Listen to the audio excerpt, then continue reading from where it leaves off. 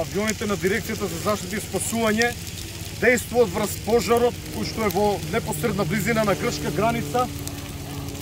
Се работи за линија на фронтот од Првата светска војна. Утрово се слушнати 15-тина силни истрели, детонации. Постои ризик пожарникарите да влегуваат натре.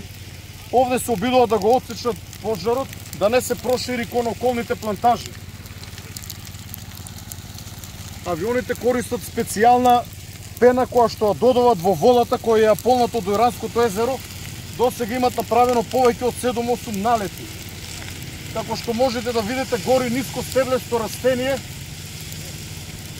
ниски смреки трња кои што дават силен пламен. Авионите имат систем кој што ја овозможува пополнењето на вода од Ојранско езеро да вбризгат од посебното средство кое што кога паѓа на пожарот го гаси. Но не само тоа, доколку смесата падне надвор од изгореното, не дозволува истото да се запали. Имат многу добар и силен ефект. Во овој момент действува 2 трактори на Дирекцијата за заштита и спасување, а од грчка страна действува еден грчки хеликоптер.